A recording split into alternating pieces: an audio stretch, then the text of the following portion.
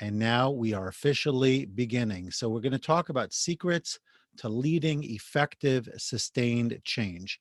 So I'm going to start off with a question for you. And the question is as follows. What brought you here to this webinar? Obviously, if you've been to other webinars and you've enjoyed them, that's fine. But what specifically about change is of interest to you? Or maybe stated a little bit differently, what problem are you encountering, or what issue are you dealing with that you would like to get some kind of resolution to as we think about managing change in our institutions with our teams? And frankly, change is the new normal for us, right? This is where we are.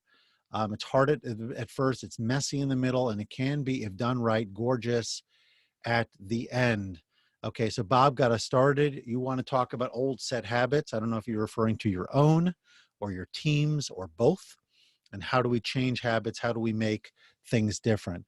I do want to be clear, by the way, so as to not mislead anybody. This is less about changing our personal behavior, as in habits and things like that. The focus instead is going to be on making change happen within a team or an organization. So doing things differently. For example, working remotely is a serious change for many people. Okay, so Bob, if you're focusing on making changes within the team, the question is, again, if we're trying to get individuals to change, that is an important conversation, something that probably can be unpacked in one of our future conversations. But I think for today, the focus is mainly going to be on how do we get teams working differently, understanding processes, embracing processes in a way that is unique or different than what they've done before. So we got over here how change has affected the interaction with students, principal of a school trying to run remote learning, okay, that students are still receiving rigorous instruction, very important. How do we support teachers with distance learning, planning effective execution? Okay, so all the educators are weighing in. You guys are dealing with schools that are closed and teams that are remote and teachers that are remote, students, all of that. And as a parent of 6, with all of them at home and all of them in one form of learning or the other, except for maybe one, really this is something we are dealing with from a parental level. We see this very clear. So I'm sure that this is relevant both in the short term as well as in the long term. For those of you who are not familiar with me, I used to run a school, was a classroom teacher and a college instructor, for a number of years before pivoting into the coaching and consulting work that I presently do. And I help organizations manage change as well as be more productive and do the right kind of work. So I'm very excited about what we're going to be talking about today. And I do hope that this will bring immense value to you as you consider what kind of changes are necessary and how to implement them in a way that is smooth. I'm going to go back to the title for just a moment, effective and sustained. And I chose those words carefully because number one, you have to have an effective change process. And number two, you want something that is going to be sustainable, something that's not just a flash in the pan. And then there's the grumbling and this kind of thing. And next thing you know, we're back to where we started because people did not buy in. So buy-in is a critical piece. Leadership is very important. Planning are critical as well. All of this will be discussed. And I will try my best to be mindful of all of your questions as we are moving forward and see how many we can address. One of the things I do like, by the way, to ask everybody to do is to think about what are the key takeaways from our time together. So I hope that you're taking notes. I hope that you will be jotting things down. At the end, I will ask you for your key takeaways, for the strategies that were relevant for you in the process that you are considering. And of course, if I could be of support to you in a more advanced way, depending on your needs in terms of managing change, we should certainly have that conversation. But for now, let's dive in. Now, I don't know if anyone has an idea of what this means, but I remember distinctly when I was a head of school that my school, the board chair and myself, as well as other heads of school and their respective board chairs, were invited to a consultant presentation. And I don't remember, frankly, anything that consultant shared with us on that evening, except for this one slide. Now, this is not what his slide looked like, but this is the content that was on there. The idea of hills that heads die on. And what the person was talking about were the kinds of things that heads of school had been fired for. And no, we're not talking about any kind of scandal. We're not talking about academic underperformance. We're not talking about any fundamental miscarriage of professional duty. We're talking about things like reversing the carpool line or removing certain trophies from the trophy case, things that would seem exceedingly petty. But when you have the wrong person being irked, if you have the wrong, if you trigger the wrong kind of reaction, intentionally or otherwise, that can wind up being the hill that this head dies on. And obviously, those are extreme examples, and that's why they shock us. But we need to know that change is treacherous. In fact, I'm going to share with you in just a moment a change quote that I think will be relevant here. But this is something already going in we need to know. Like we said before, it can be really yucky at the beginning, but eventually, if done correctly, it can be beautiful and produce a very, very positive outcome. And that, of course, is our goal. So I do hope that you are already thinking about the kind, a change process that you would like to see. But be mindful of the fact that if you're just looking to change other people, it's not going to work. So if it involves behaviors, it has to be led by the leader. If it involves change in process or change in anything else, frankly, then it's a conversation, certainly, but it's the kind of thing that the more you know what you want to do in the beginning of our presentation, the better your learning will be and the more outcomes you will have. And ultimately, you'll be able to utilize this practically and soon. Okay, so let's talk about our agenda today. It's really two things.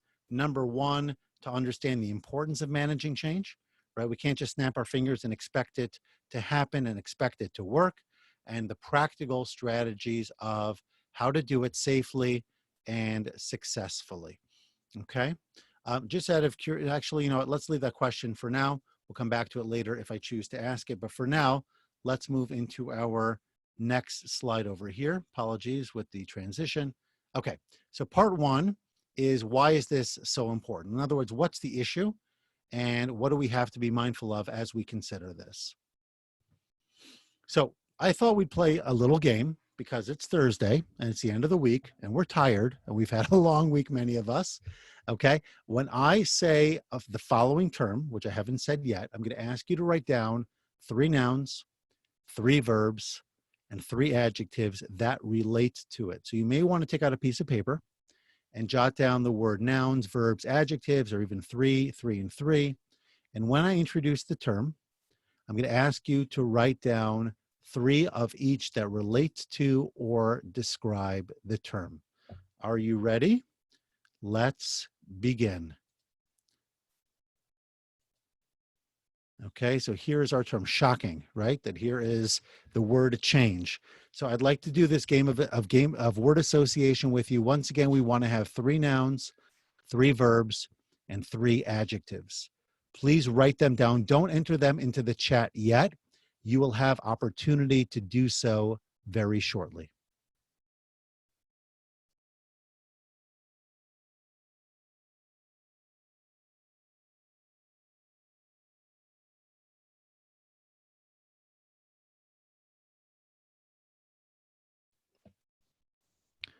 So what are 3 things associated with change, 3 actions associated with change, and just in general, 3 descriptors that would describe change?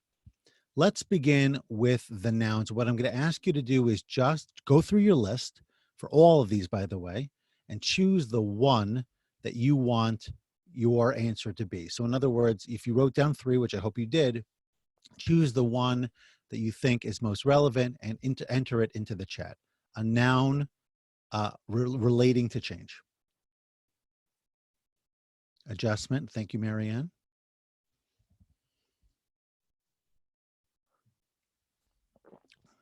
Behavior, knowledge, transition,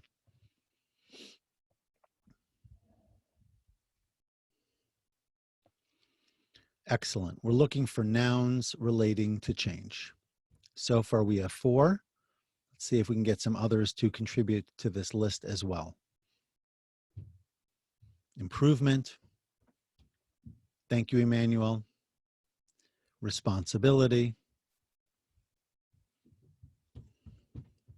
Leaders. I think, Leah, we could probably do leaders, leading, and leadership, or something like that for our 3 answers across the board. That's great. Teams.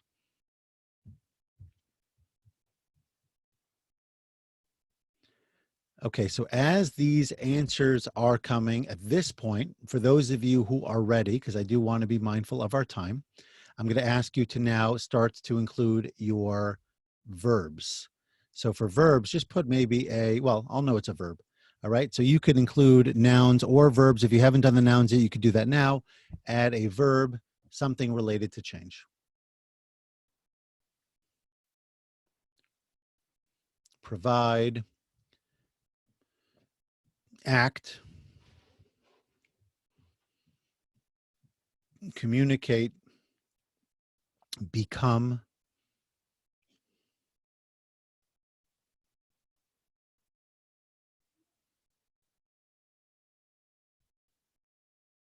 form, plan,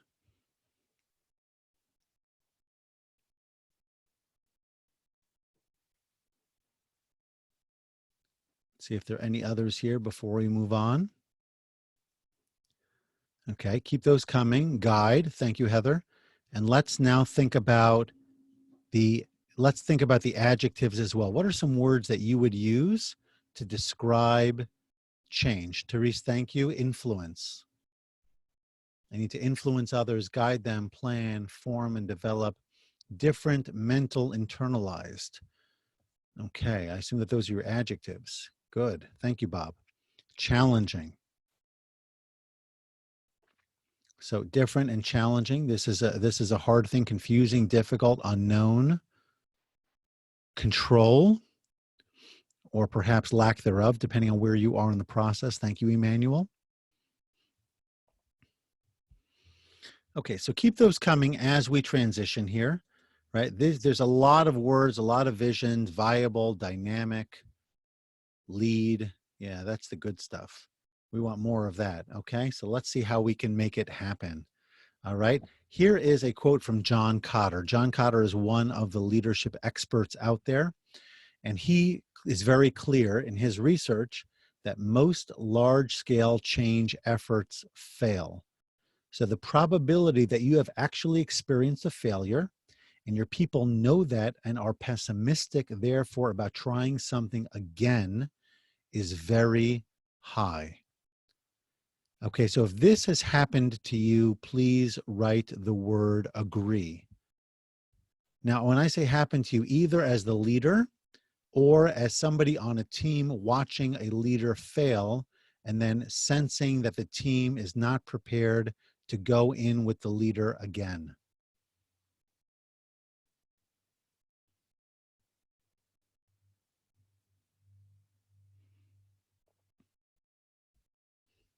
Okay, so there's a lot of agreement here, right? When failure happens with leadership and with change, that is a huge deterrent. It discourages us. And frankly, we don't even know, many of us are so afraid of change to lead it because we saw what happened when others did it and did it poorly. Okay, so whatever large scale means to you, I mean, it could be anything from mergers and acquisitions on a massive level at a corporation. It could be something as simple as rolling out a new behavioral program for your students in a school, right? You define large scale differently based on context and environment and culture, but most of them tend to fail, which means failure is embedded in the psyche of everybody in your building. But let's grab that concept for a moment. We've all seen failed attempts at change, whether we're a student or a teacher or a parent or a principal. We've all seen it. And so therefore, on the one hand, we want to have that enthusiasm and that excitement and that support and that readiness to move forward, but we do it with tremendous trepidation because we're afraid that we're going to become that guy, right? The last one who failed, or maybe we failed and we're afraid to do it again. So these are real issues that have to be, I'm not trying to discourage anybody here. It can work and it can be successful and you can do it, but recognize some of the challenges that we're talking about here. Okay. Why do things fail? I would like for you to please take a look at these three and tell me, let's number them, with lack of support being one, misunderstanding, meaning what is being asked and what the process will be, is two, and impatience, as in this needs to finish already, as three. I'd like for you to choose the one that you think was most central to a failure that you experienced. So think of a failure, either your own or somebody else's, and tell me why you think that failure, what drove that failure most, more than any other consideration. Let's use numbers for consistency. So far I see threes and twos. Okay, thank you, Bob, for getting a one in there.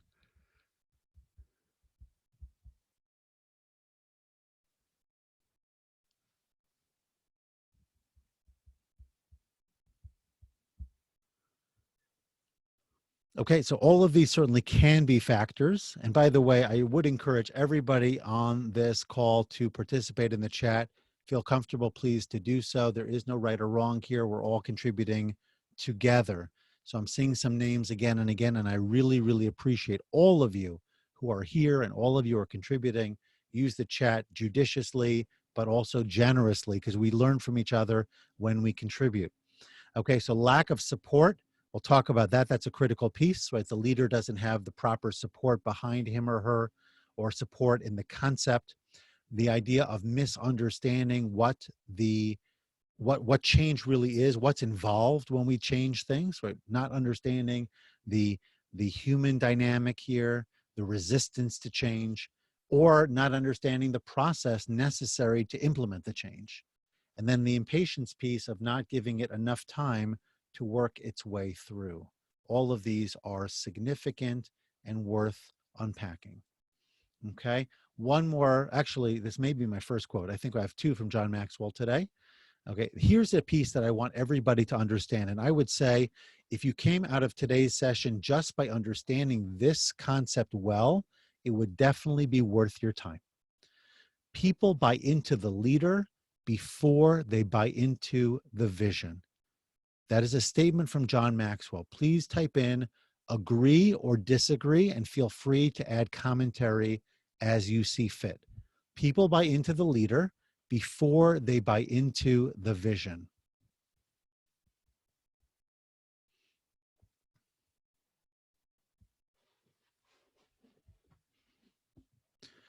So for the purpose of translation, I see your answers and I thank you all for responding. Okay. I'm not going to buy into the vision that you have for me until I buy into you as the person leading that change. You're probably familiar with the quote, I don't care how much you know. Would anyone like to type in the balance? I don't care how much you know. I know there's a little lag here and you got to type. Let's see if anyone is able to fill that in for us. Just take a moment. So the full quote is, I don't care how much you know until I know how much you care. Nice. Thank you, Heather. You got it. Perfect timing. Okay, excellent. So anyone else who's contributing that as well, I do appreciate it. All right, now here's a visual that it may shock you a little bit. You know, I think let's call them lines 1, 2, 3, and 4. And then we have rows 1, 2, and 3. Thank you, Deborah. That's perfect. Okay, so the green is column 1, vision is column 2, reaction is column 3. We don't really need that so much. It's more the rows that we're looking for. So row 1 and row 4, I think that the process and the reaction are logical. So if I don't buy into the leader, I'm looking at row number 1 now, which is the second from the top, and I don't buy into the vision of the leader, then it's pretty logical. Get yourself another leader, because this leader is ineffective and will not be able to get the job done. If going now down to the bottom one, which is row 4, If I do buy into the leader and I also buy into his or her vision, get behind the leader. That also makes a lot of sense because everything is aligned perfectly. Let's get this done. The question is the two middle ones. So if I don't buy into the leader, but I do buy into his or her vision, still get another leader. On the other hand, if I buy into the leader, but don't buy into the vision, get another vision. I hope you see what's going on over here. That the biggest factor for whether a leader stays is whether the buy-in exists on the leader level, not on the vision level.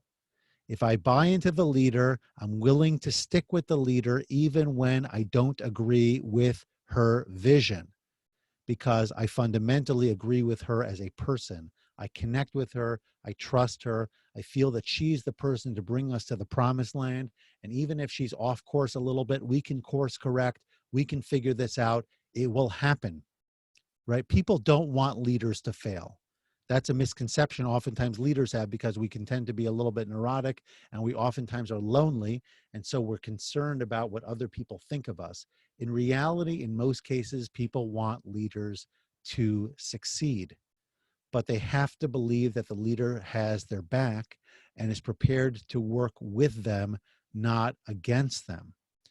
But if, on the other hand, going back now to row number 2, I buy into the vision 100%, but since I can't stand that leader, since she's made my life miserable, since she's just doing everything possible to get in my way, I'm going to do everything to compromise and to jeopardize and to undermine her no matter what. And at that point, it doesn't matter how smart she is. It doesn't matter how on point her strategy is. You have to replace her, because you can't work with a leader that people don't buy into. I hope that this was clear. I hope that this was clear. Any questions or comments? Now would be a great time to share them. Adrian, leaders with no vision is no leader. That's true, but a leader with a vision, but it doesn't provide leadership skills, is also really not a leader. Well, yes, buy-in is the bond, but buy-in specifically to the relationship more than to the vision. Okay, and I'm sorry, I'm not sure I can pronounce your name properly. And so please forgive me, but that is the answer, right? It's buy-in, but buy-in in the right place. That's the key. Because again, the goal here is not to get another leader. At the worst, we want to get another vision. The ideal, of course, is to get behind the leader. So if you can just type in maybe clear or unclear into the chat so that I have a sense of where we are. Thank you, Sabrina. Deborah, thank you. Okay, excellent. Adrian, Danielle, excellent. Okay. If there's anything unclear, if you have any questions, please don't hesitate to include them. I will try to be as responsive as I can. Let's move on for now to make sure that we are maintaining our pace. Okay, one more John Maxwell quote before we move on. And this, I think, captures it at its essence. If anyone would like, feel free to summarize what you think he is saying in the chat.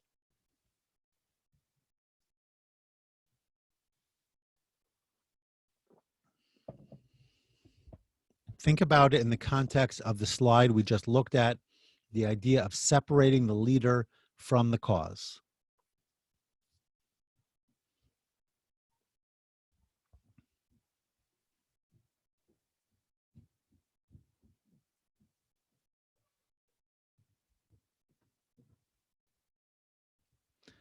So as I await responses, in the meantime, value proposition is who they are. Okay, thank you, Leah.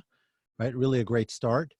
Yeah, that's who they are. It's also how we associate things, right? We associate periods of United States history, for example, or wherever you live in the world, with the leader who was running, excuse me, running the country at the time, with the policies that were rolled out during that period, right?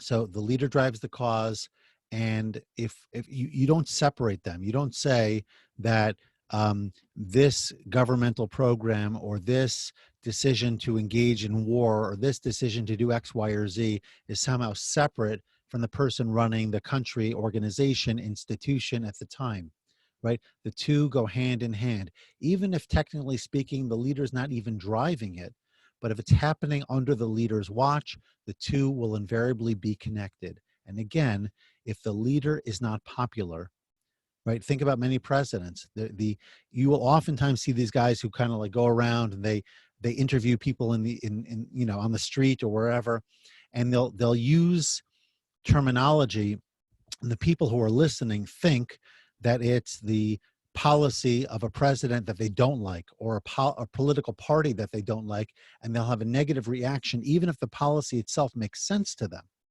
because they immediately associate based on politics or other considerations. So it's hard to separate. In fact, in our mind, it almost does, it never happens. So leader and vision go together. That's why being a great leader is such an important part of leading change. Okay, so how do we do it? There's a lot to unpack with leadership, and thankfully I've had many opportunities to share content in this space. Let's talk about just a few strategies that can work. One of them is to provide continued support. You want to build equity with your team, and you want to build trust. People need to know that whatever you're going to be doing, it's not because it's going to help you become a better, look better in the eyes of the shareholders or the parent body or whatever group you serve, but really is all about advancing the cause and giving people support and creating relationships and being a great listener. This is all common sense. I'm not sharing with you anything that you don't already know, right? You want to have opportunities to create small wins, which means to say, how do I identify low stakes opportunity for improving the situation of my faculty, team, etc., in a way that they would appreciate, that requires very little, if any, change on their part, and they start to see that I'm on their team. That foundation is extremely important. Okay, if you wanted to add anything to this particular list, by all means, go ahead and do so. What do you do? This is, I guess, a question for everybody. What do you do to build equity with your team that's not already presented over here? Or you can just reinforce something that's on this list. What do you do to build trust with your people? How do you get them to really believe in you and support you so that you could do the hard work with them behind you rather than them putting up headwinds against you?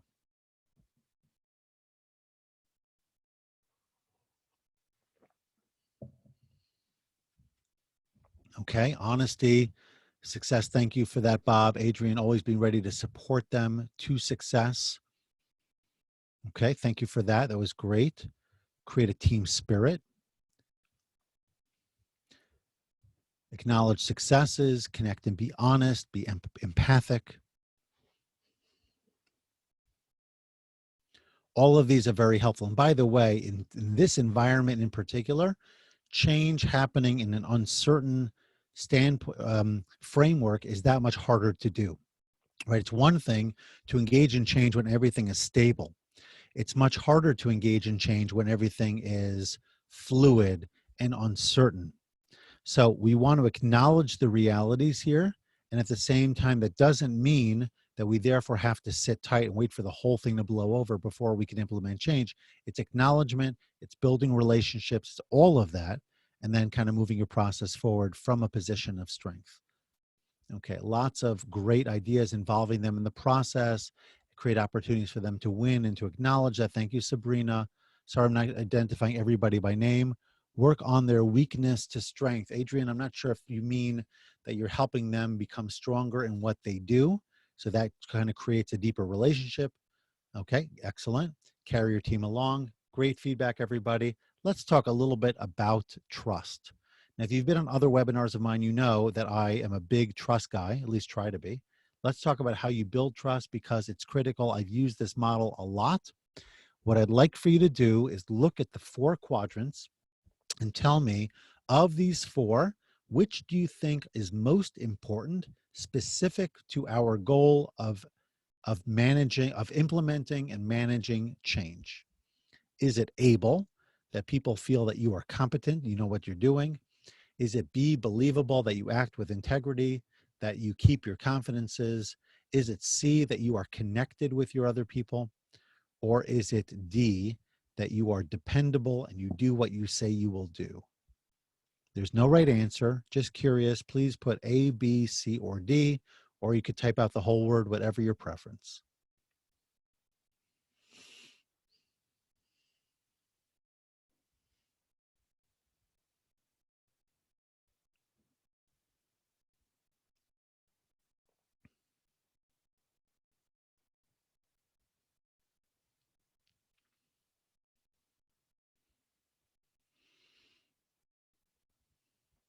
So far, seeing lots of D's and B's, a couple of C's sprinkled in there, and an A from Therese. Anyone else?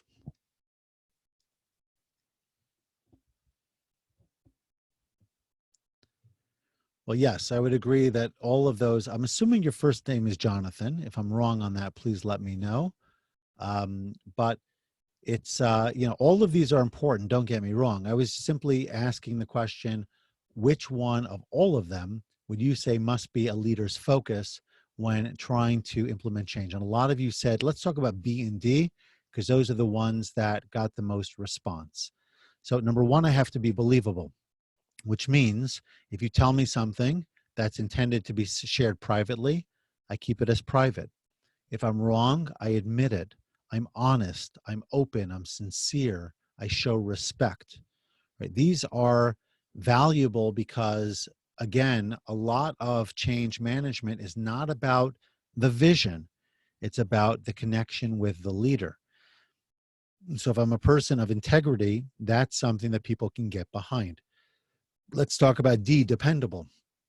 Right? If I know that you'll do what you say you will do and do it on time and be organized and follow up and be consistent, that's what helps change move forward, right? I can't, it's one thing for me to go ahead and say, I want to do this. It's another thing to say, I'm going to do it, and this is where I'm going to be, and this is what I'm going to do next, and this is how we're going to follow through, and then actually do all of those things. Now, by the way, you don't have to do it all yourself. You can delegate a lot of this to the appropriate person, different conversation, but making sure that people know that this is dependable. It's not a flash in the pan. It's not, oh, he had a great idea, one of those other great ideas. We roll our eyes. Yeah, been there, done that. It'll be gone in 2 weeks, and we'll be on to the next change, exciting change opportunity or idea. Nobody wants that. They want people who are going to stand behind it, be consistent, and be reliable. And since a lot of A's popped in, since I made that comment earlier, let's take a look at able, right? People want to see that you are competent, you know what you're doing, you can get the results, and you have the right skills to get the job done. So any or all of these are important. There actually are assessments available for trust. You as leader may want to get some feedback, whether it's through a 360 or through a trust assessment, again, available through Ken Blanchard. So I'd encourage you to take a look at that. There is a PDF that you can download and then complete, or you can give it to others to complete for you, and you can get some honest feedback, possibly even anonymous, depending on your preference. And this way you will get some idea of where am I strong, where am I not so strong, what do I need to clean up and improve upon before I launch into anything big, so that when I get going, everybody is prepared to support me and get this done effectively. If there are any questions or comments, please don't hesitate to include them. I'm going to transition in the meantime. Okay, so we talked about the importance of laying the foundation, the relational pieces. Now let's talk brass tacks. Let's talk strategy, figure out how do we move change forward. Okay, so the first thing we want to do is kind of take a passive posture. It depends, of course, on where you are in the organization, how recently you showed up. Sometimes a new leader walks in, and if it's a crisis type situation or a turnaround, you're going to need to be putting change into place right away. In most cases, you'll have a little bit of time. So taking the time to observe, asking lots of questions, and then start the process of identifying opportunities. Where is a good place to change? You might find 20 places to change. If you're running a school, you may be focused on teacher instruction and onboarding of new teachers, and how you handle communication with parents, and on and on and on, disciplinary issues. If you're running a business, you have a wide litany of things you could be dealing with or wanting to be dealing with, all of which could use to be changed either comprehensively or slowly and incrementally. Identify the opportunities. Think about the small wins that you could achieve and try to build off of those and then kind of work from there. Because again, when people start to see successes, they trust you more. And as they trust you for the small stuff, they'll start to build the trust for the bigger ones as well. And the last one, which is conduct a stakeholder analysis, so that looks like this. Okay, so you'll notice we have a grid over here and the arrows are moving. There are two in black. One of them is moving from bottom to top, the other one from left to right. The bottom to top one reads influence or power of stakeholders, right? Some stakeholders are very influential. Again, using a school as an example, you'll have parents who are members of the board, major donors, people like this. And they or people who contribute on other levels to your educational programming, et cetera. And then you have people who are quote unquote just parents or maybe members of the community or something like this. They may not have as much, as important as they are, they may not be as important. And the same is true for business, right? You know that some stakeholders have more significance, more influence, more power. And then there's the other question of interest. Now, doing this could be very valuable because ultimately change doesn't happen in a vacuum, and change is not supposed to happen by being driven by one person. So you need to involve the stakeholders minimally on a level of compliance, let's say, that they're willing to at least tolerate the change without putting up a fuss. Ideally, you want them to be in it and maybe even supportive, if not directly pushing the agenda. So as you notice in the grid over here, you've got 4 different levels. The bottom left is your least important. These are people who are of limited influence and they have limited interest. So you keep them informed. You've got newsletters and communication. Just keep them in the loop in a general sense, but you don't have to invest much time in courting them and developing a relationship. Okay, the top right is the most important group. That's your key player. That's somebody who has a lot of influence and has a lot of interest. So they got to be part of the group, and they focus their efforts. So you want to focus your efforts on them and involve them in governance and decision making, engaging with them, consulting regularly. And then the other 2 columns are a variation. And where you have your key players, you sort of figure out who's who and where do they belong or where do they fit based on what you know, based on the questions you've been asking and the answers you've been getting. You can start doing an analysis, and that might start to look something like this. Okay, so here you have 5, and I only focus on the key stakeholders for a moment because those are the ones you really need to be thinking about.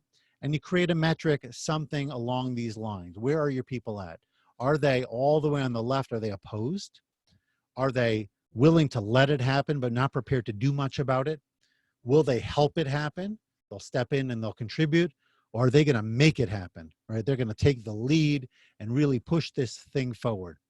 So if I've got, in this example, 5 key stakeholders, I figure out roughly where they are, and I identify them based on what is the minimum commitment required from them and what is their current level of commitment. So in other words, everybody, you'll see over here, I think that this is correct. Yes, everybody has an X and everybody has an O. So minimally, I need 4 of the 5 to help it happen, and I'm okay if Bob lets it happen. Now, practically, where are they? So in Bob's case, we're fine, and in Larry's case, we're fine because the X and the O are in the same square. Okay? In Jane's case, it's even better because she's prepared to make it happen. I just needed to have her help it happen, but she's even better. The other 2, which are Miriam and John, you'll notice, are to the left of the O, which means that we have some work to do to bring them further along. Okay, I realize that I'm sharing with you a lot. I hope that the visual does help. Please feel free to share if this makes sense, if you have any questions. As far as how you move people, I'm going to continue to talk as you respond. As far as how you help people move over, you may want to call them in for a cup of coffee and discuss with them what their concerns are, give them some assurances. Maybe you have to empower them a little bit. Every situation may look different, but the key thing is you don't want key stakeholders to not be on board. You want them to support you. And of course, you're not going to get everybody on board. So let's use a school example for a moment. I may have certain teachers that are going to resist change. I may have certain teachers that are going to embrace that change. Maybe even they're going to help me make the change. And then I've got board members to consider and certain other constituents. If I have key board members aligned, have key teachers supporting it or making it happen, and key parents as well, on, I can weather the storm of that some people might create because there's enough support behind it. And when they go underground, which is inevitable, and start whining and complaining or finding concerns that they're going to share, they will not get the kind of resonance and support that they're looking for, because you have already secured the support of the right people. Does this make sense? Am I being clear here? Do you have any questions? Please share that in the chat.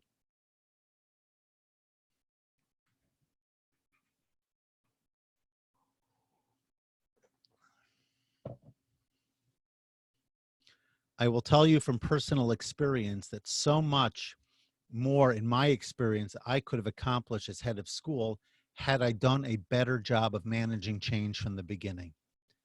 But I read my own press, and I was pretty confident that what I needed to do was the right thing to do, and may not have aligned enough of the right people in my corner initially.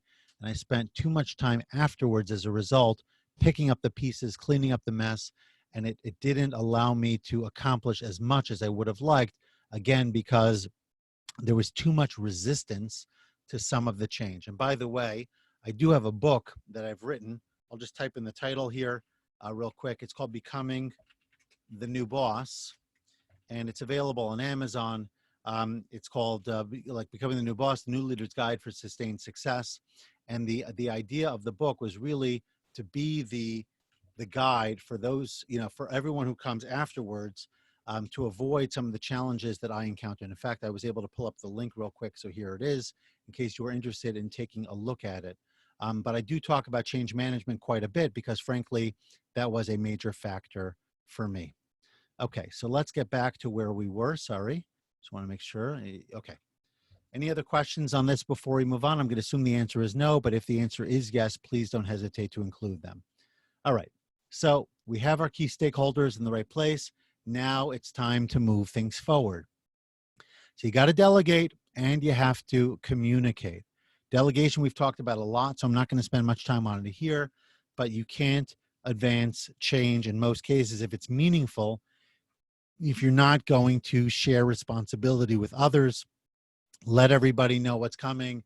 People don't like surprises. They need to know what their role is. They need to know what the objectives are. And of course, very, very, very important, I cannot stress this enough, the benefits of the change, because change is difficult. So if I don't see the benefits, I'm going to resist. I'd rather do things the same way. That's why most people never do anything meaningful beyond their current routines, because change is scary for them. So we have to keep the benefits front and center all of the time. Okay. Now, I would unpack this more, but considering the time and everything else we want to get to, I'm going to do this relatively quickly. You want to be thinking about what kind of person you're going to be delegating to.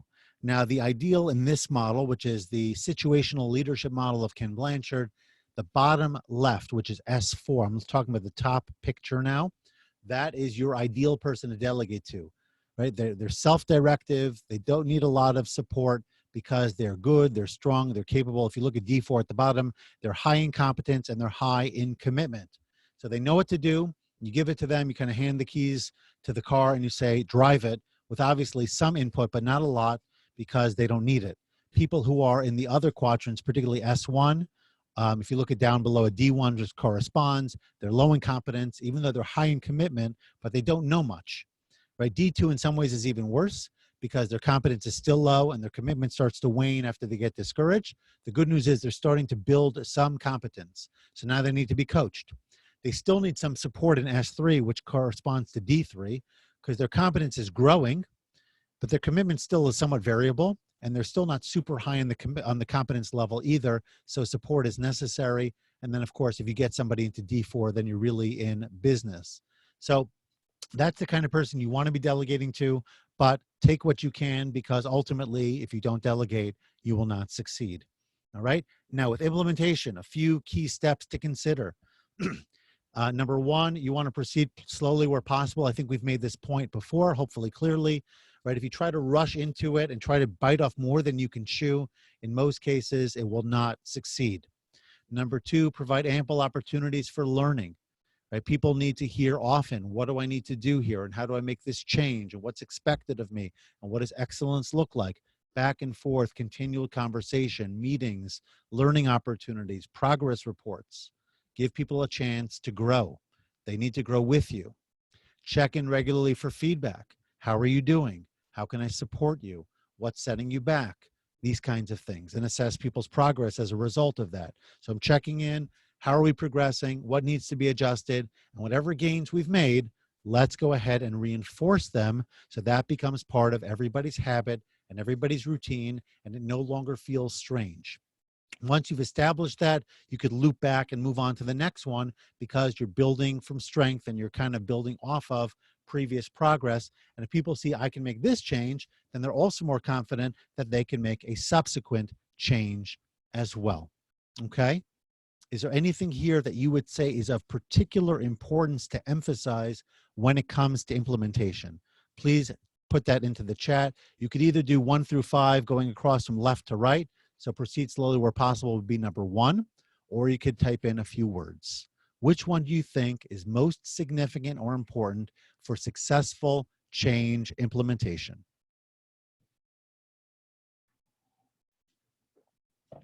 Okay, lots of 3s here. Would anyone like to comment why you say 3? Okay, Deborah with 4, assessing progress. Why is 3 so important? Why do I need to check in regularly for feedback?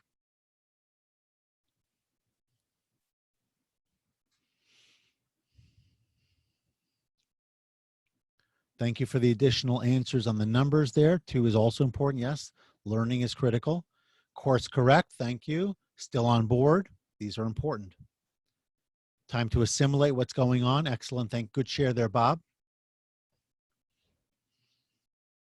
Oh, Bob, we were talking about number 1.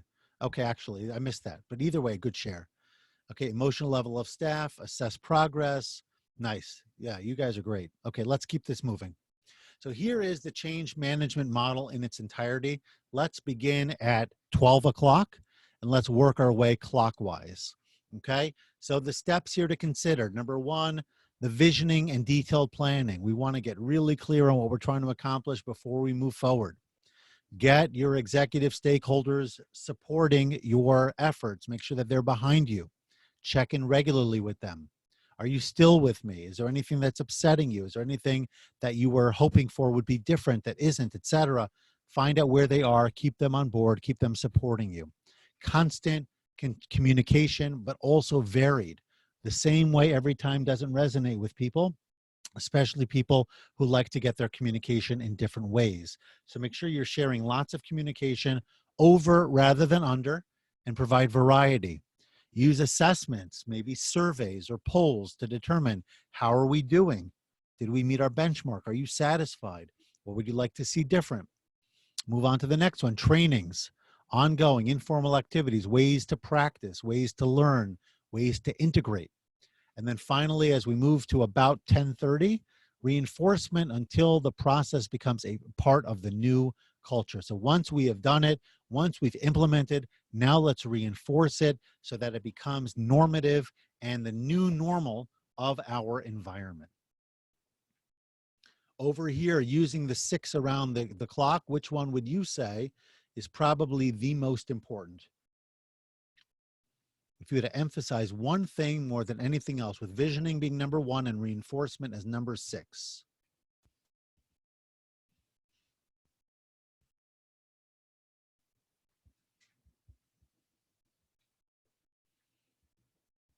Okay, first response, importance of visioning and planning, continued communication, getting some responses on that.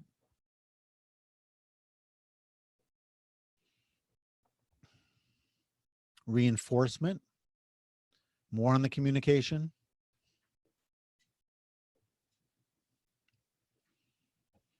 Okay, so we're seeing here how important communication in particular is.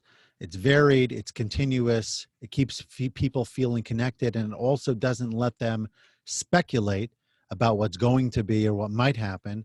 It gives them very clear sense of, number one, there's a leader guiding this process, that there's input from others, and at the same time, we know where we're going with all of this, right? You don't want to fall back to your own ways. Thank you for adding that, Bob. Okay, very quickly, and we are probably going to go about 5 or so minutes beyond our scheduled end time. So I hope you will stay with me. I have a ton of goodies, by the way, that I want to share with you as well. And I think I did bring the what's it called along. Yes, I got all the links. So I'm going to be sharing with those with you soon. Here's an equation. I will quickly explain it in the interest of time. So in order to make change really work and to adjust people's attitudes, we need to have the dissatisfaction multiplied by the vision and the first steps all should be when added together need to be stronger than resistance to change. So we have to recognize that resistance to change is powerful and it's inevitable. It's human nature. It's not anything personal. People are not against you per se. They just don't want to be changing. So we need to figure out, how do we tap into their dissatisfaction with the status quo? How do we create a compelling vision to make things better? And how do we start to take steps in the right direction that all together will start to break down the resistance of people within our organization? Okay, so first we look at D, the dissatisfaction. So you need to make a case, right? What's wrong with the present and how are we going to make it better? So we have a document. I'm going to share with you the key components of that document, right? Why must this occur? Your perspective, other stakeholders' perspective. Before any change is taking place, this is all in the planning stages. Everybody needs to understand what's at stake for staying with the status quo versus what is at stake for making the change, and how can we push our team in the direction of making that change, right? So what's the background? What are the challenges that we face that if we don't do something about it are going to begin to cripple us? What will happen if we stay the same? What are we going to have to let go? What will the change require? What's the cost going to be to make the change? And how will we know that we succeeded? If you look at these 6, these are pretty powerful. And I probably could spend another half an hour just talking about these, right? But I think if we look at number 2, number 3, number 4, and number 5, those 4 in the center, probably the most important in terms of giving people a perspective of the present versus the future, right? Or the future based on the present versus the future based on a different future, if that makes sense. In other words, what will happen if we just let the current reality play out? What will happen if we start to embrace change?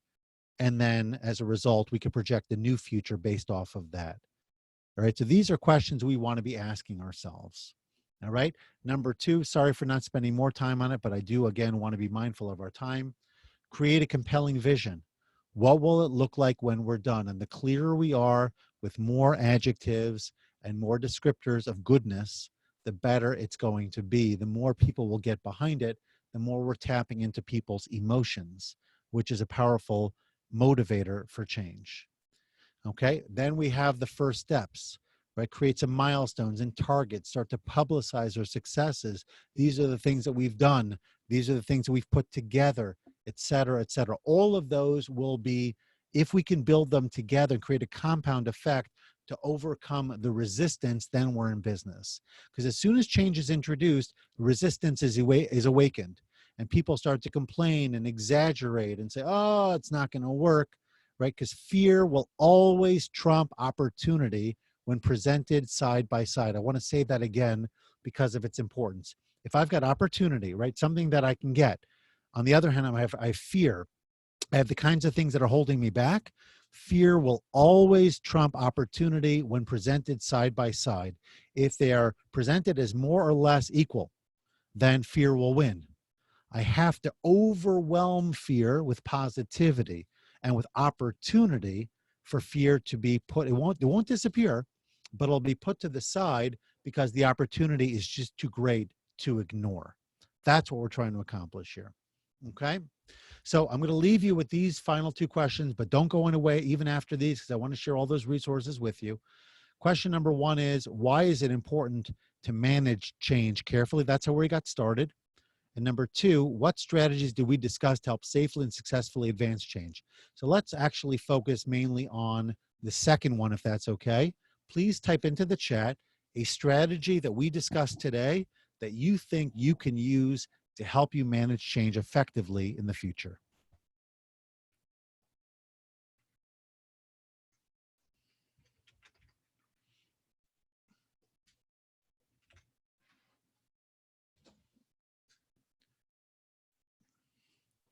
A strategy we use today that will help you safely and successfully advance change in the future.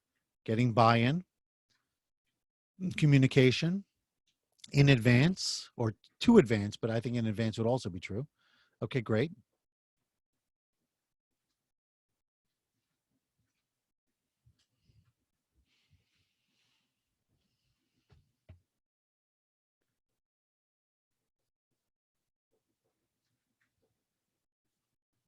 Thank you, Deborah. Thank you, Leah. Anyone else?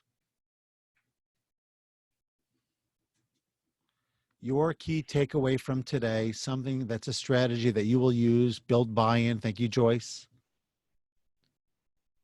So as you're still considering that, I just wanted to let you know that I've got 2 more webinars planned. Therese, I see that. Observe, listen, and communicate.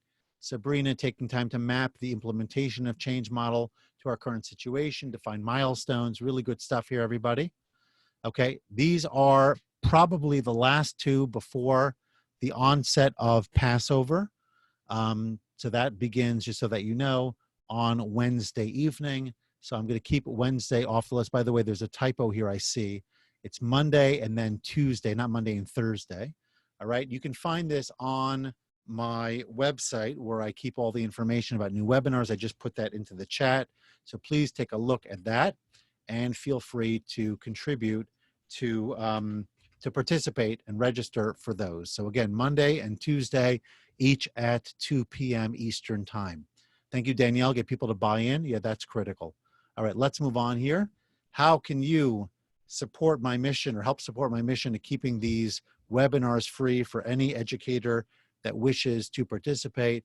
So I welcome any contribution to this link over here. Anything of any size is appreciated, as well as the opportunity to visit with you at the appropriate time. I'd love to meet some of you in person, and who knows, maybe even a trip to Nigeria. You know, we'll see.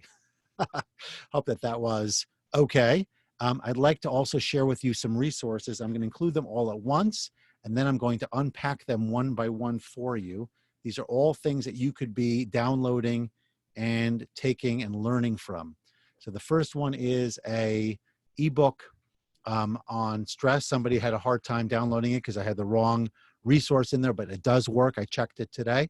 Okay, so if you want to get a handle on workplace stress, a new ebook available on my website, I've included the link.